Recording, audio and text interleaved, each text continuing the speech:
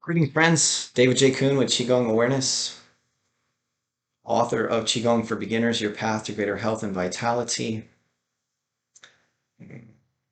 owner and co-owner of Qigong Awareness, LLC, where we teach Qigong. We teach medical Qigong, teach people how to heal themselves and heal other people, how to wake ourselves up and awaken our hearts and our minds to something greater, to something more spacious, to our inner purpose, our passion, to pay it forward, to bring other people back to their breath, to train our minds and discipline our minds to some degree, to master our minds and begin exercising the things that we have to exercise. Our fingers, our ears, our toes, our bodies, our breath, our thoughts, our heart, our brain. I want to talk to you a little bit today about the difference between duality consciousness and unity consciousness. I'm going to go deep spiritual with you today. I'm in a deep spiritual mood. We're going to go deep spiritual today. So I'm going to talk to you about the difference between duality consciousness and unity consciousness, and also talk to you about this idea of enlightenment, practice of enlightenment. And I want to share some ideas with you, hopefully spark some mini fires within your being, motivate you, inspire you, encourage you, and hopefully simultaneously hit home as you tune into this. And if it soothes you as opposed to bores you, if it bores you, then you've already shut me off. But if it soothes you, to embrace this moment and to actually have some tea with me, have some water with me, have a little conversation with me, and sit in this nice peaceful space that I've created for both of us here. And if you enjoy that space, then stick around to listen to this conversation. So, duality consciousness, as I've discussed previously, is this idea of black, white, night, day, male, female, all these different varieties of dualistic combinations, okay? What it also means is it means that there's me, myself, and I, okay? In that particular perception of duality, there's me, myself, and I, which is we could call ego, and then over there is like everybody else and everything else, right? And many of the great masters will say that we believe that only bodies can join and meet and then sort of part ways, but that the mind is confined to the body. And in my experience, there could be nothing further from the truth. My mind is connected to all people, my mind is connected to all things, and if my body is here and your body is over there, it doesn't really matter. It's about whether our mind is connected or not connected.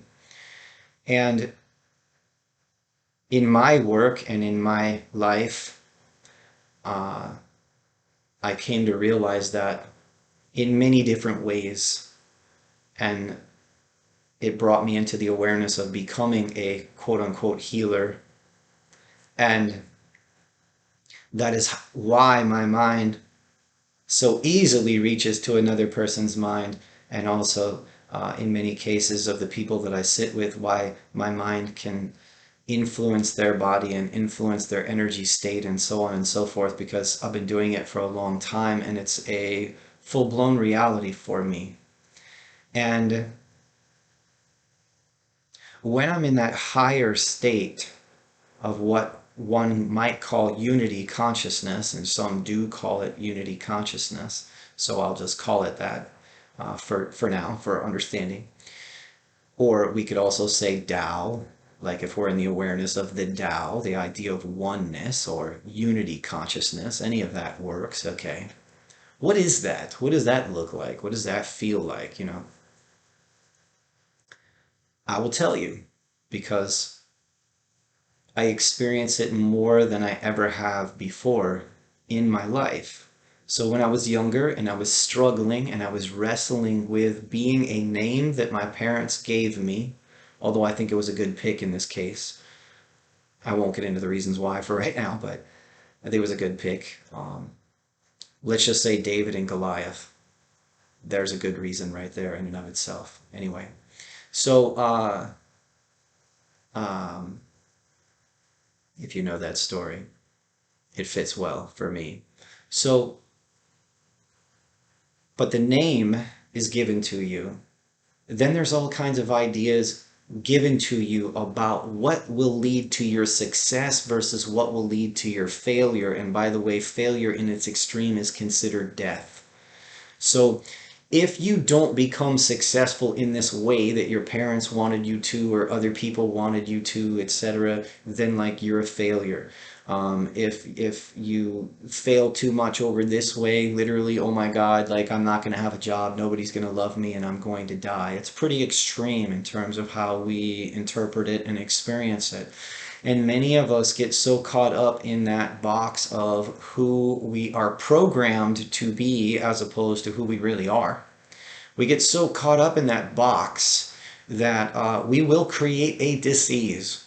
We will create a physical illness. We will create physical problems in part to basically blow up this false image of who we are.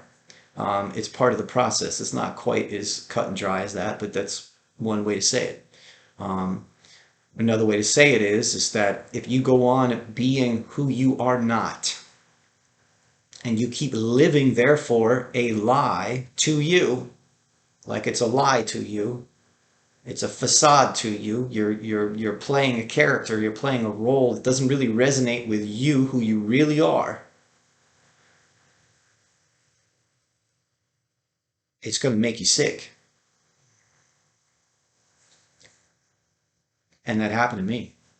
You know, I had this spinal disease and so on, and there were a lot of things that needed to blow up in my world. And they did. And the physical disease helped that to happen. And as I went through the emotional breakdowns, the emotional meltdown that was related to that physical disease, and that was related to being somebody that I wasn't, and trying, oh my God, trying so hard. I'm not somebody that likes to sit back on the couch and do absolutely nothing. I'm like a motivated person. I'm a doer unless I'm doing meditation. But even then, like I'm doing something, but I'm doing meditation. I'm more chill, right? But anyway, so I was working really hard and feeling like a failure, and yet working really hard towards stuff that I wasn't even sure I wanted to do, but on some level I thought I wanted to do it, and I had myself convinced that I wanted to do it, till one day came along and I dropped out of, I had already had a psychology degree from University of Connecticut, was studying emergency medical technician, got the certificate for that and so on, and started to work for a hospital, was doing volunteer work at an ER, and as well, and going toward medical school, studying molecular cellular biology, and overall I was miserable on the path. Like literally, it was just the flow of the Tao was not there. Practicing Qigong and understanding this idea of flow, that when there's a door, go around it. When you go and you push and something pushes back on you, to learn to absorb it and then redirect its energy. I didn't have that understanding yet. It was like I would go to these doors in my life and they seemed closed, and I would just sit there and like try and force the door open. And then I'd go home and cry about the fact that the door wouldn't open, and I'd feel like a failure because I couldn't get that door open. I'll say it like that simply because I think a lot of you can relate to that idea. And there's some truth to that idea. That's kind of like what the experience was. And sometimes it was tears, sometimes it was anger, but regardless, it was all there. So at some point, I had to dare to dive into deep healing. Okay, and I did, and I don't regret it at all. And I now share with other people how to do this if you're interested in doing it. Your failure, when we talk about failure in this way, your only failure, there's no real failure. It's the failure of an illusion. It's the failure of a false self. It's the failure of a personality. It's the failure of not continuing to live in the box that your life, your outer world of parents and people and teachers or whoever seemingly like put you in, right? Even your government, your country, your nationality, your whatever. Anything outside you, your religion, anything outside you, it puts you in this box. And then you're in this box and you're not happy in this box. Okay? If you're living in this box right now, and I'm having this conversation with you right now, and you're not happy where you are, then guess what? You're living in some kind of box. And when you're in this box, you're doing all this kind of like, I'm trying to succeed, and then at the same time, I'm failing. So I'm trying to succeed and I'm failing. I'm trying to succeed and I'm failing. God, I suck at this. I must not be worthy. Everything's working out for everybody else, but it's not working out for me. If you ever hear any of that kind of stuff or any of that, okay, then you're living in that box. So what has to fail for you? What has to fail is that box needs to break. That box needs to crack. That box needs to crumble. The facade needs to fall apart. Now, some people will have that happen radically overnight, right? But typically it's over time, okay? Um, Healing doesn't have to be, healing shouldn't be seen as hard, shouldn't be seen as scary, terrifying, all of this. Although it can be, because remember, through perception, the perception of duality is I'm trying to survive, there's me, myself, and I. There's all this stuff going on in the world. The world told me I'm this, and then so we try and take that on. Now we're living in a box. We're unhappy, we're miserable, but we're afraid the world outside of us is not going to like us, not going to love us. In other words, if I don't finish with medical school, my parents are going to cut me off and not give me any more money. If I go over this way and do this other thing, I'm on my own and no one's going to love me and my family's going to leave me behind. Whatever all those things are, I did all of them. I did all of them. I broke all of those boxes and let them go. And I experienced deep places and deep feelings of unworthiness, deep feelings of that massive void of emptiness, just a hole, a pit where you feel so unbelievably unworthy that it's like you just can't even fathom. And interestingly enough, I mean, this has also happened after some worldly success too. I started a business in my teens into my 20s. I don't talk about that too much either, but I'll say it here today. And I had a landscaping business, and I was doing really well for myself. And within the first couple of years, I had my dream car and I had my dream motorcycle, and I was making money, and the outer success was happening, and I was going to college, and I cleaned up my act and with leaving some other things behind. And still, I was like, what is going on? I'm not happy. I got these material possessions. They're not making me any happier. I literally had them for like a summer. And I think the joy lasted for about a summer. And then after that, it was just literally like, okay, this just was like background in my life. So there's a lot of people who go a lot further than that. They have this box that they live in, and then whatever they want to do, they want to be famous, they want to do this, they want to do that, and they gather around them friends and family and material objects and everything, and they're super wealthy and all of this, and the whole thing is happiness doesn't lie there, because until you figure out, as I said in one of the last vlogs, know yourself first. Until you know who you are and what really makes you tick and what you really enjoy. Like, I personally love hanging out in the forest.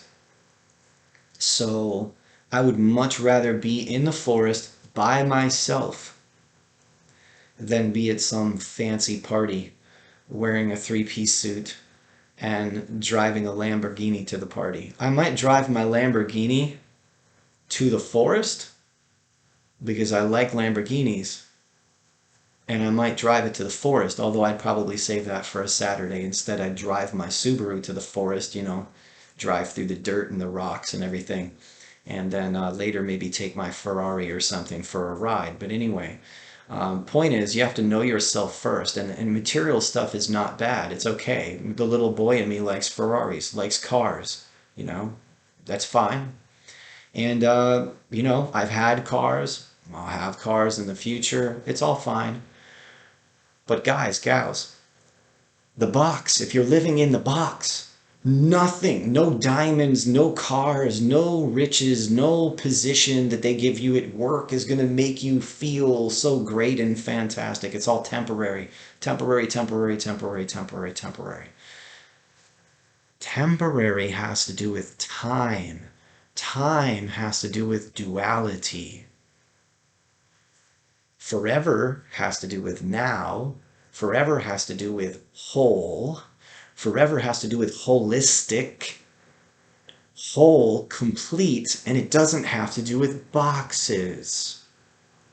So some of you, maybe, that are here listening to me today, now, you are failing in your life, seemingly, because your box is starting to crumble and it's freaking you out, and your mind is interpreting that as a failure. I'm here to help you reframe that. Maybe you never really were exactly like this and never really liked the confines of this particular box. Maybe you're in the process of having a little bit of a meltdown so that the energy can be transformed from this form of this, what's in this box, to a new form and a more grand form. Now, in duality, if you remember this conversation from some of the earlier vlogs, in duality we have this level of perception, because the mind has different levels of reality, different levels of perception, how it perceives and how it sees the world. One of them is related to the root chakra. We talked about that. That's related to survival. That's related to procreation. That's related to really intense fear, like running from a bear or something. The second chakra is associated with family and belonging and taking up space and eating food and sexuality and coupling with a partner, things like that. And then we go into the third chakra and we're talking about personal power.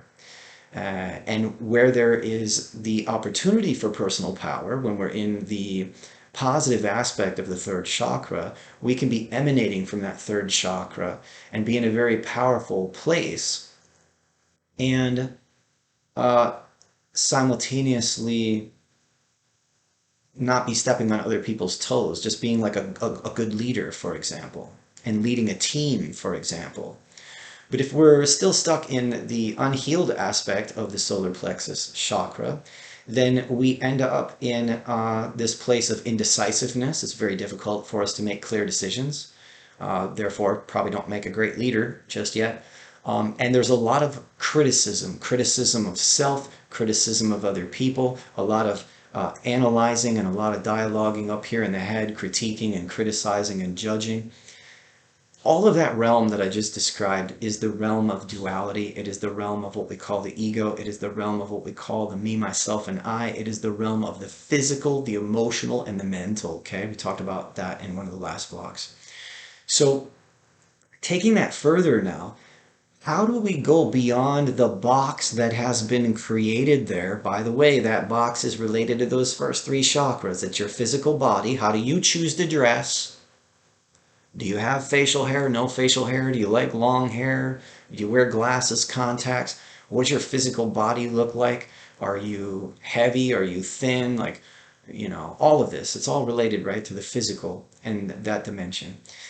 Then we have the emotional, all the different connections and things that we are addicted to, including foods and things that we're addicted to, and drinks that we're addicted to, and cigarettes or other forms of things that we're addicted to, because those emotions directly relate to what we eat, what we drink, what we put in our mouth, right? Okay. The third chakra, you begin to find some power. You can use the third chakra and also your sixth chakra to begin to train your focus to have some power and dominion over those lower energy centers. Okay? We've been talking about this. And of course, I talk about this in my seminars, my classes, my certification program, right?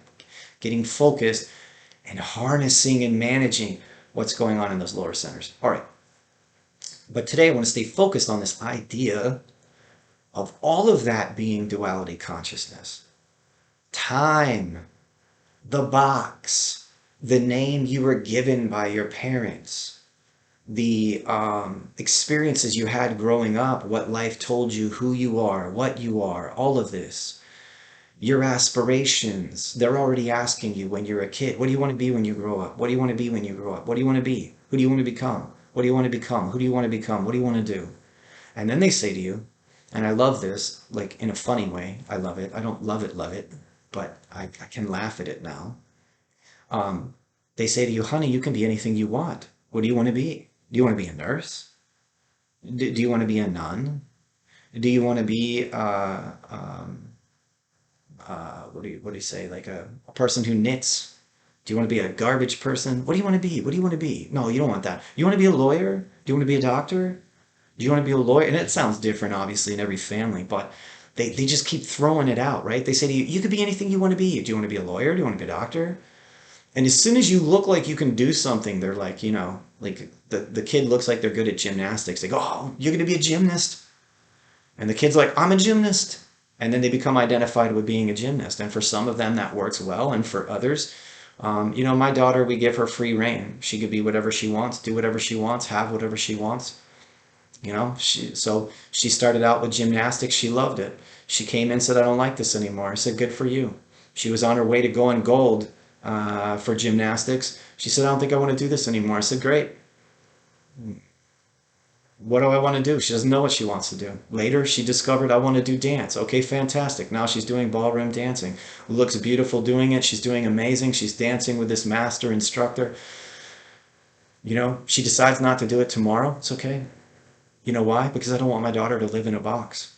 I have no interest in my daughter living in a box. I don't want to put my daughter in a box. And who am I to know what's best for my daughter? She's the one that knows what's best for her. Very different way to raise your children. There's all of this, okay? Life, connection, universe, existence, God, Tao, source, unity consciousness. That comes at the level of the heart, guys. And when we're living in a box, it's very difficult, isn't it, to open your heart? I told you in one of the last vlogs that I just did, I said when you are stuck in these first three chakras, you're ongoingly in self-defense mode. How can you not be? You feel like you're being attacked from all sides. So when you're being attacked from all sides, what do you do with your heart? You close your heart up like this. Your heart becomes a fist, because you're ready for self-defense, right? So learning to open your heart means that you're going to have to reevaluate what success and what failure is. We have such a confused idea about what success and failure is on this planet at this time. Success, oh, you make a bunch of money, oh, you did this with this company, and then you gave all that money to those homeless children in Africa. Wow, you're an incredible human being. And that may be true, but at the same time, what if the person, in order to get that to happen, cut a lot of people off in traffic, caused a lot of problems with a lot of other people, created a lot more plastic on the planet that isn't going to get recycled, that's going to get thrown in the trash, like these little kids' toys that come and it looks really cute in the set, and the whole set is covered in plastic, and the set inside the set is all plastic, and then the kid plays with it once, and then you can't even put the set back together, and then all you have is this huge pile of plastic, and the large majority of it goes to the dump, and then there's a little bit of it that goes to recycling. But this company right here, they just made $1 billion this year. To me, if you evaluated that with the concept of oneness in mind, you realize this is not good for the planet, therefore this can't be good for everybody, and therefore maybe I need to reevaluate this a little bit. So, anyway, you get the idea. It's just a rough example. But what is success? What is failure? Me not becoming a medical doctor allows you and I to have this conversation right now. Not to say that I couldn't have had this conversation with you as a medical doctor, but I probably wouldn't have had the conversation because I'll probably be doing something else.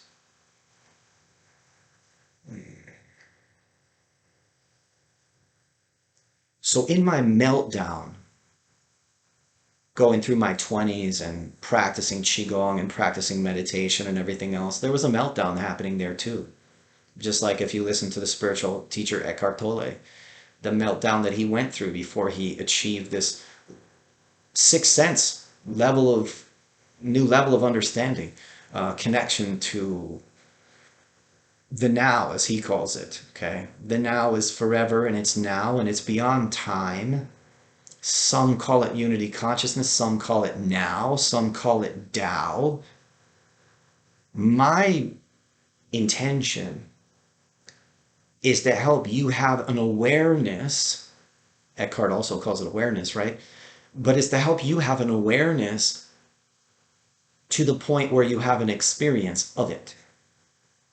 You have an experience of the spaciousness. And to realize, just like Jesus said, the kingdom of heaven lives where? It lives within you. What you're seeking is not outside you. It's not out there. It's not out there. It's within you. And is it possible for you, listen to the words I'm saying very specifically, is it possible for you to fill up on energy, on life force, on Qi, on Tao, on Source, on God, on light? Is it possible on peace to fill yourself up with that? Number one, if I just stop there, the answer is yes. Okay. Is it possible? But then is it possible to fill up on that, to swell with that, to grow with that? Again, number one, first answer is yes, it is possible. And if that were to happen, does law of attraction dictate that like attracts like? Do hydrogen bonds find oxygen molecules to make water? Yes. Is it possible that if I'm in some degree of light and some degree of love and some degree of peace, that I'm going to attract other people who are in some greater degree of love and light and peace? Yes. When I was younger and I was stuck in those first 3 chakras, who did I meet? I met other people on the football team, other people on the soccer team who lived in the same box I lived in. Their parents and other people were putting them in a box. They were accepting the box. And I'm not blaming the parents. I'm not blaming the teachers. I'm just saying this is what we do in our culture. Unfortunately, at the moment, it's what we do. Somewhere we lost our wisdom along the way.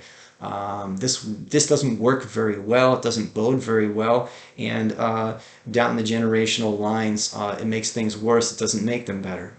So I look at it a bit differently. When a being comes into our world, like my daughter comes into this world, she comes in as a light being. My job was to not mess that up. My job is to still not mess that up. Let her have her creativity. Let her have her flow. Let her have her wisdom and understanding. As opposed to our modern tradition of sending our kids to school and they learn just enough to not know a lot, unfortunately. And and then they go to college and there's that you can be anything you want, you can do anything you want, but which box would you like to fit in? Would you like to go to this box? You can become a psychology major. That sounds really exciting. It can be. This is what I'm doing with my psychology major.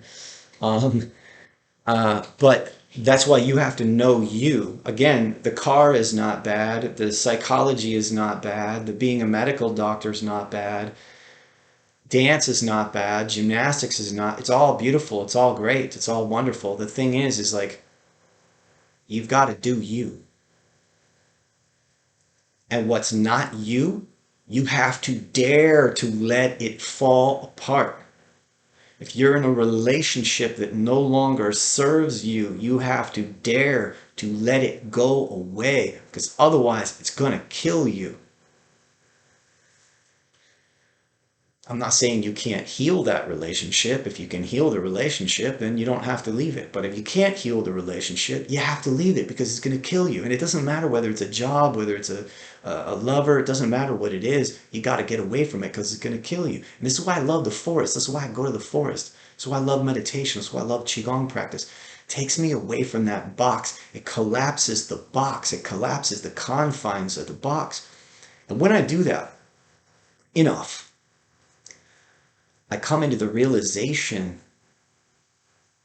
of spaciousness. I come into the realization that you and I are one and the same. I have much more compassion and tolerance for the people that I meet, because I'm not going to meet everybody. I meet specific people as I move through the marketplace. And as I come in contact with those people, I am blessed that I have blessed exchanges with them. Simultaneously, I'm the one also responsible for creating those blessed exchanges. If I push myself down into my lower chakra and I get angry and I start talking like this and I'm very frustrated with the world, this isn't bad either, but I'm going to meet a very specific kind of individual and we're going to bang heads. And you can do that if you desire to do it. I used to do it. You can hear the space that I'm talking to you from right now. It's the space of my heart. I'm not interested in that conflict anymore. Even when I meet people like that and they come into my space, even if I meet them in a martial arts setting, I pat them on the back. I tell them everything's okay. I tell them good job. I bring them into my heart space because they're me and I'm them. I can't save the world all at one time. I can't fix every person. I can't heal every person all at one time. But, you know, Jesus didn't, Buddha didn't. Well, some think Jesus did. So we'll leave that up for somebody else's debate. But anyway, you follow what I'm saying, I think. But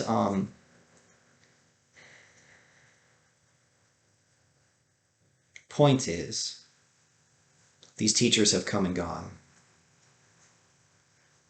And Jesus and other teachers, Jesus included, at least that's what I heard in my church, was, these miracles ye shall do and many more. Go forth and love thy neighbor as thyself, so on. The Dalai Lama talks about this. Some of you heard me talk about that before, that the Dalai Lama says to live your life in such a way that if the world being saved was on your shoulders, that you live your life in such a way that you would save the world. And I do think that that's a tall order, and to try and take that all on in one shot would be much too difficult for me. So I take it on in pieces. And those of you who know me and who work with me and who train with me and so on know that I do this on a multitude of levels. I have these conversations with you all for free on YouTube. I get paid to work with people privately, and help them bring healing to their bodies and help them accomplish certain business tasks and so on. I train people to become Qigong instructors, to become medical Qigong practitioners. Therefore, I'm putting healers out in the world. I'm putting teachers out in the world. And I'm getting to hang out with like-minded people, and I'm doing it from a heart space. When you live from that place, which you have to allow the box to crumble a bit, you have to love yourself enough and trust the Tao and life and spirit enough to let that which is not you, or that which is no longer you, you have to trust life enough to let it go away. So many people, for example, will be in a job they hate and they just stay there because the money's there. I understand that. But I don't live like that anymore, and I can't live like that. I left right in the middle of my medical school training, leading up to medical school. And I walked with all of that debt and everything else. I had this whole plan. I'm going to be a doctor, and then I'm going to pay that off, and this, that, the other thing. I just had to walk away. I didn't have a job at the time that made enough money to support me and so on. I just walked away. I couldn't do it anymore. And the better I've gotten at doing that, in other words, the more I've done it, the better I've gotten at doing it. And I just can't stay in that kind of stuff anymore. Can't stay in those kinds of relationships, those kinds of dynamics. So if something in your life like that is crumbling, dare to love yourself enough to let it crumble a little bit more. And don't sink with the ship. Let the ship sink, but don't sink with the ship. Practice your Qigong. Practice your meditation. And start thinking to yourself, who am I? What do I really want to do next? What would I love to be doing if I wasn't sick, if I didn't feel bad about myself? Who would I want to be if I didn't care what my parents think? Who would I be if I dropped those 6 things that my parents told me I could be? And I just stayed open to being. People will say, you can't get paid for just being? What a ridiculous idea. I had this friend and family friend who would say all kinds of things about, what do you do? He used to love to say, what do you do? What do you do? What do you do? What do you do? Like, who are you? What do you do? What do you do? People would say, you can't get paid from being. Can't make money by just being.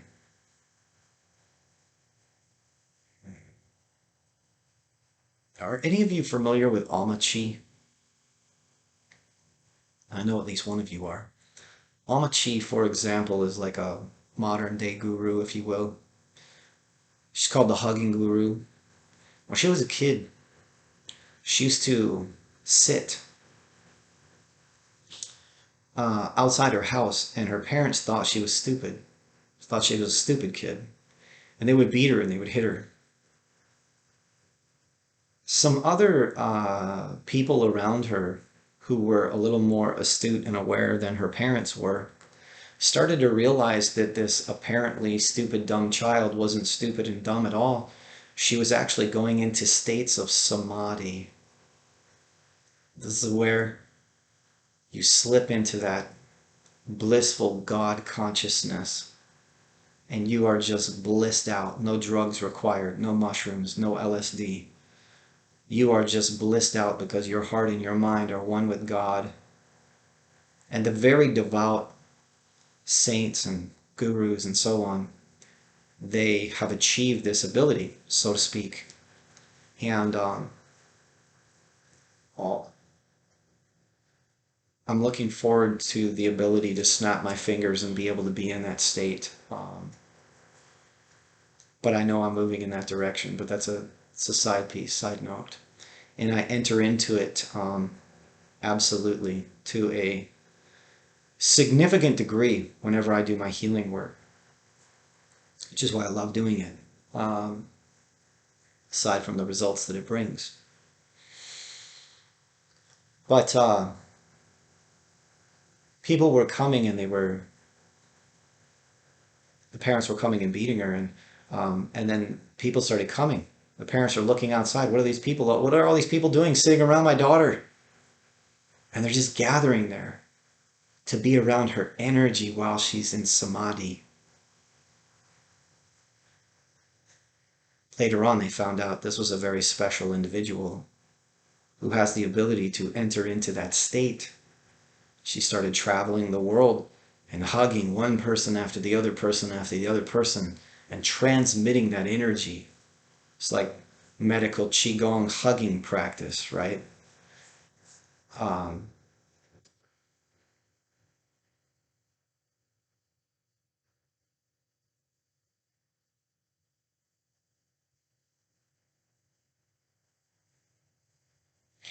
This level of awareness, unity consciousness, consciousness of Tao, spaciousness, the spaciousness of a forest, the level of samadhi, it exists within every one of us. It exists higher than the solar plexus. It exists in your heart. And if you're going to experience it, you're going to have to practice practices that open your heart. Now, this world is not built, it is not designed currently for healing to occur. It is designed to produce products. It is designed to produce numbers. It is designed to produce another factory, etc. Okay? It's designed to tear down another forest because life is boring in the forest. Unless you've sat in a forest lately, you'll sit there long enough, you'll realize it's far from boring. But the world is built on that, and why is that? Because it's built on duality consciousness. Duality consciousness is survival of the fittest. Duality consciousness is I need to survive at all costs. It's me versus the world. It's my family versus the world. It's my children versus other people's children. Unity consciousness, Tao consciousness, awareness operates at a higher level, and peace comes with it. Inner peace comes with it, and compassion comes with it, and sharing that with the world comes with it, but it starts with you. And so if you're failing in your life, I want you to understand something. If your box is failing you, and you're failing your box, I want you to understand something. You're not failing at all. What's failing is something that was never really you in the first place. In time, you may realize, as I did, that when things like that fail, they're not worth fighting for, and they're not worth weeping over. In time, perhaps, if you go through with it, to whatever degree you do, you will discover that being free has to do with a personal enlightenment, a personal freedom that then can be extended to others who are interested, who desire to remember, put back together the pieces of who they really are.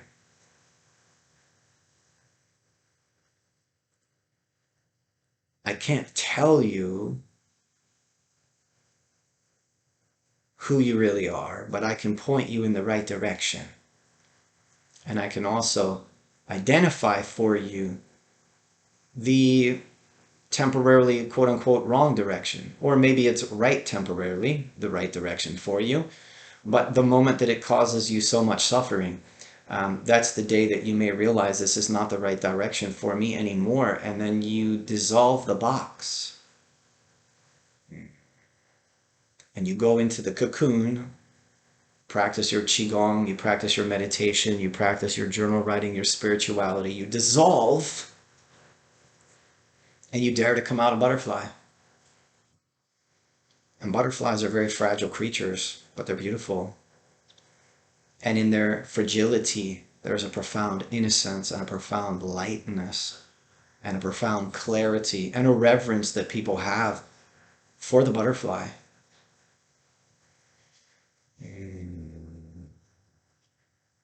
But the butterfly doesn't have any fear. As a metaphor, the butterfly doesn't have any fear. The butterfly is fearless, flying around beautiful. I think that's one of the things we love about it. And the butterfly doesn't live long. For a butterfly, the life is pretty quick. It's like a day or something, 3 days. When a human being becomes a butterfly, as a metaphor, when a human being becomes a butterfly, they live longer than 3 days. I guarantee you I will live longer than 3 days. But the lighter they become, the closer they get to disappearing from this place, this plane. Lastly, for now, on one end of life we seem to have birth, on another end of life we seem to have death. But in the bigger picture of life, we have changing of energy from one form to another form, ongoing, ongoing, ongoing, ongoing, ongoing, forever.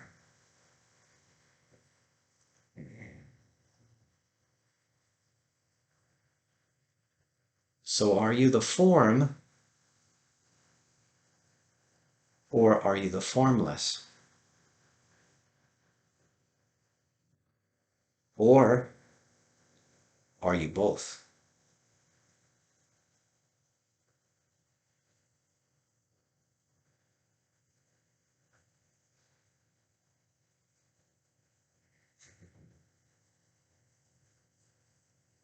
You may know you exist as a body. And do you know that you exist as an awareness, as a spaciousness?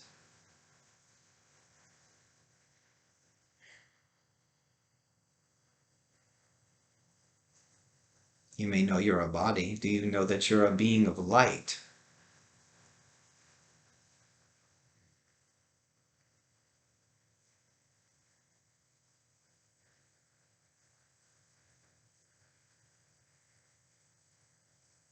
In discovering that you are a being of light, your physical reality will change. You don't have to be afraid about that. But fear will rise. But I'm no longer the David that was David when I was growing up. I am significantly more free.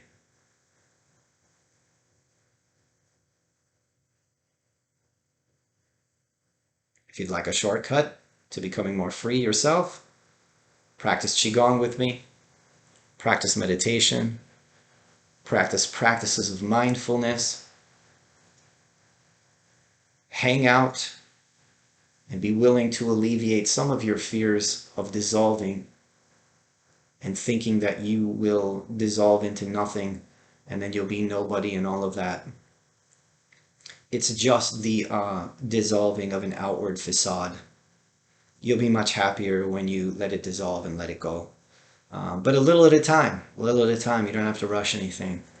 But this is not going to be a teaching of going out and building up your fortress. It's letting some of that crumble so that the kingdom of heaven can be represented within you first, and then outwardly the kingdom of heaven can be manifested around you. And using Amachi as an example, who's a older version of myself, so to speak, in linear time. She's had more time on the planet to unfold her teaching and what she's doing.